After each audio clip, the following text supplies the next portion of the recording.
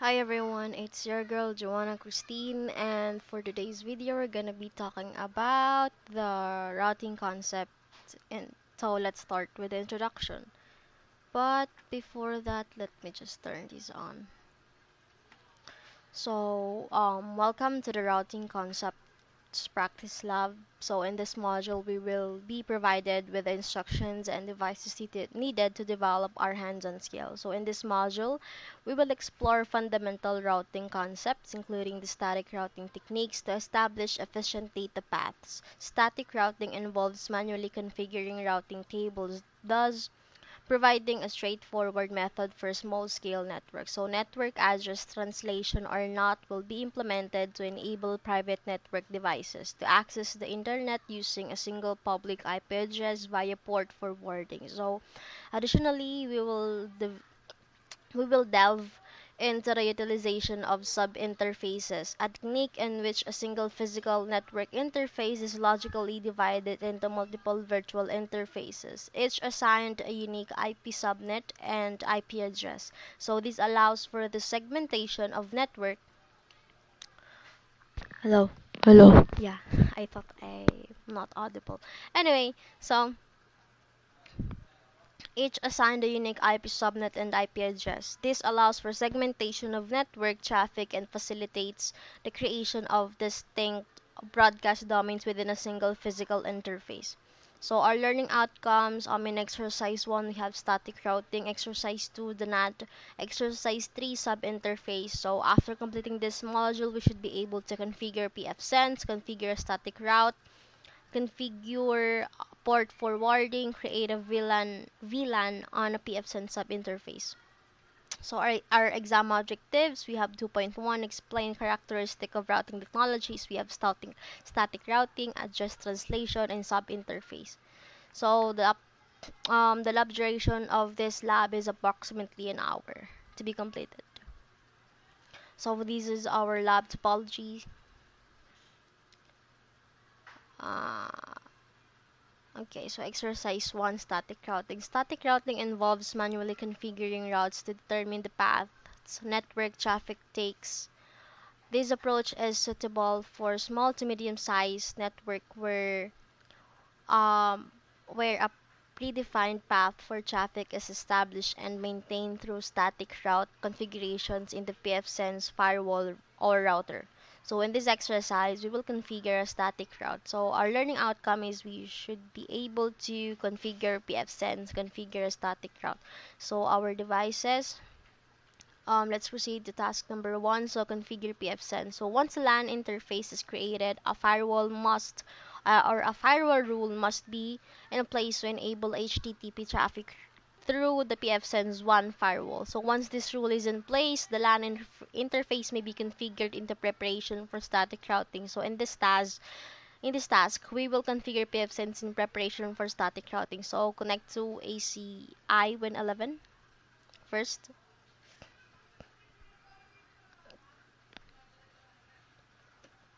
Mm, Let's just wait for it to load while I'm fixing my camera. There we go. So on the taskbar, select Microsoft Edge. So let's just copy paste this and then enter. So we have admin and then password. So never. So in the pfSense toolbar, click the firewall drop down and select rules. So on the firewall rules one page, select add rule to the top of the list. So note a generic rule allowing port 80 and 22 connectivity to the one address. Hold on.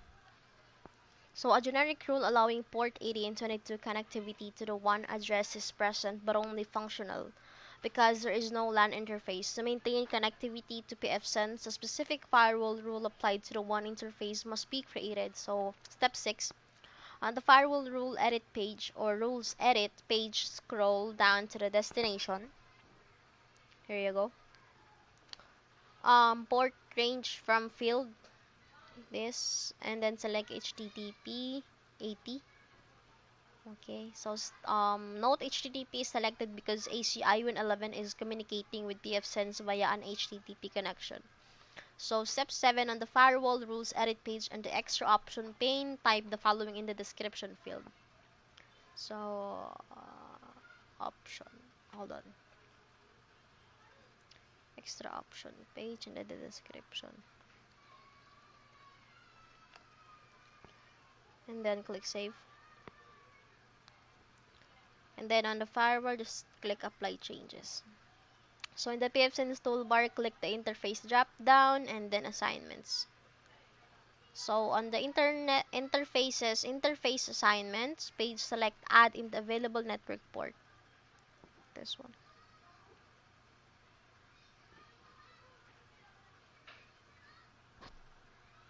So on the click page, click on LAN. Click on LAN. So on the note again, excuse me. This selection creates a LAN interface with the HN1 network port. So on the interfaces LAN HN1 page, in the general configuration pane, select the checkbox enable field. And on the interfaces LAN HN1 page, in the general configuration page, select drop down menu for IPv4 configuration type and then select static IPv4. Okay, so on the internet faces LAN page, call down to the static, this one. Then type the following to the IPv4 address. Step 15 on the interface says LAN in the static IPv4. Select the drop down menu for network.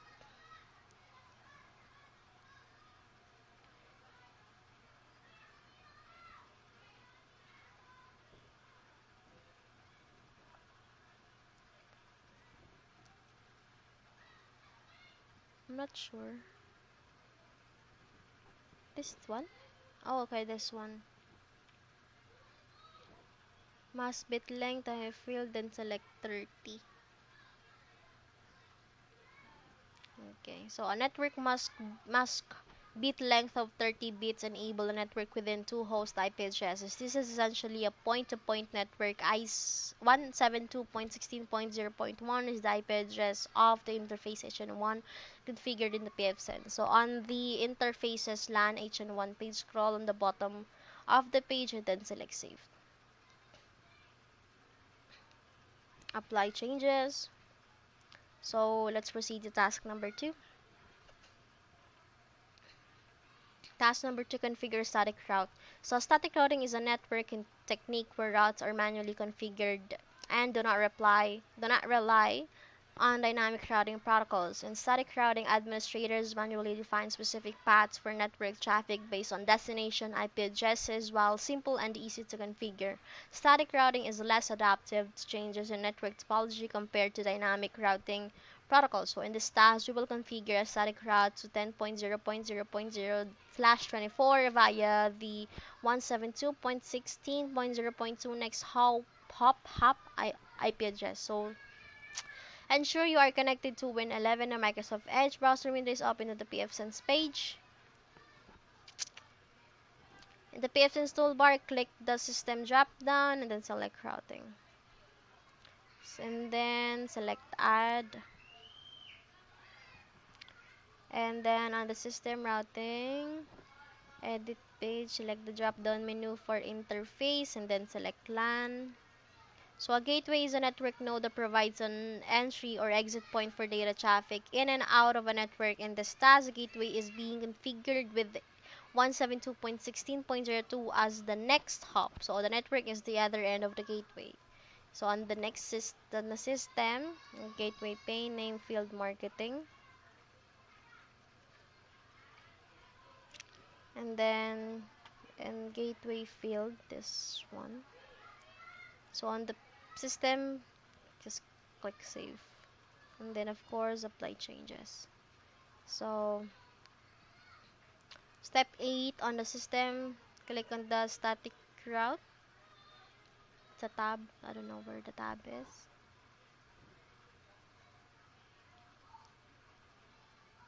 Oh, this one. So just click add destination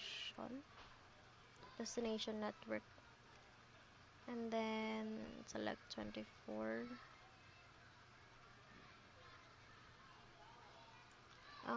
Okay, so on the system routing static routes page, and this editor entry pane, select the drop down menu for gateway and marketing. Okay, just click save, apply changes. Okay, static route to the 10.0.0.0/24 network via the 172.16.0.2 marketing gateway has now been configured. So close Microsoft Edge. So exercise 2, the NAT network address translation. So NAT is a technique used to map private IP addresses to a single or small number of public IP addresses, allowing multiple devices within a local network to share a common external IP. For internet communication. Port forwarding is a specific of NAT configuration that directs incoming traffic on a specific port to a designated internal IP address and port, enabling external access to specific service or application hosted within the private network. So our learning outcome, configure port forwarding our devices. Let's proceed to task number 1. So we are connected to Win11 and then a Microsoft Edge again. And then we know this. Okay. So just click NAT now, close this one, and then click NAT on the firewall. We have NAT. Add rule, top of the list. So protocol, select TCP. On the firewall NAT port, destination port, range port, then select FTP. And then this is the redirect in the target IP address field. On the edit redirect from pane, redirect target port, the port,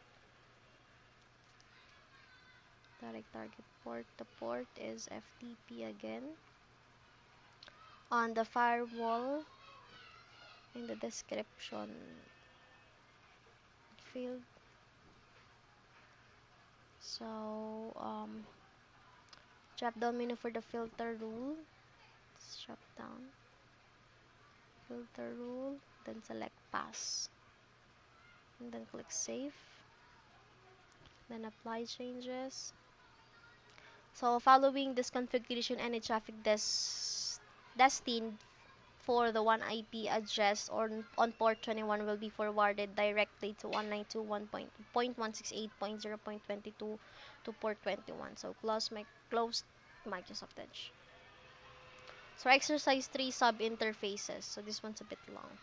So sub-interfaces are virtual interfaces created on a network interface, allowing the division of a single interface into multiple logical connections. So this is used in router IP subnets assigned to a single interface.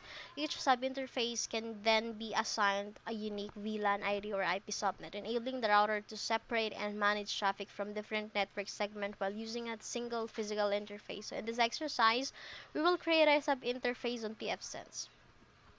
So the device.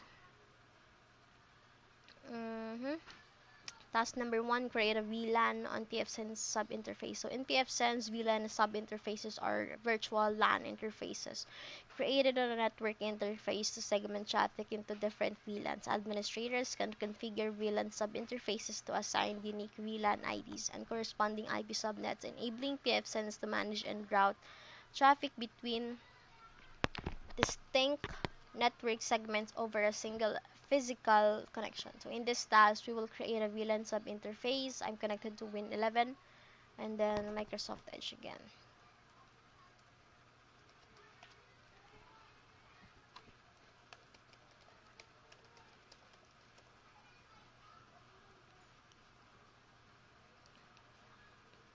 So on the pfSense toolbar, click on the interfaces and then assignments.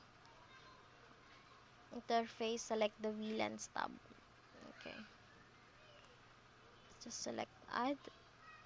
And then on the in the VLAN configuration pane, select the drop down menu for parent. And then select HN1. This one LAN. Step 8 on the interface VLAN, page 99. In the description, this one. And just click save. And then interface assignments tab. And then just click select add.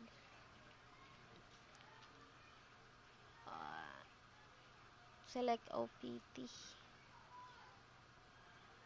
On the general OPT1 page in the general configuration pane, select the checkbox next to enable. And then this one for description field. So let's just open this. So it's gonna change this. So in the IPv4, select static IPv4.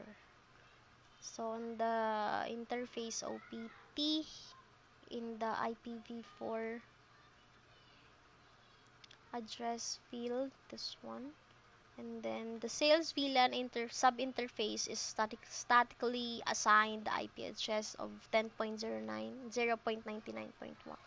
So on the interfaces page, in the static configuration, network mask bit, select 24.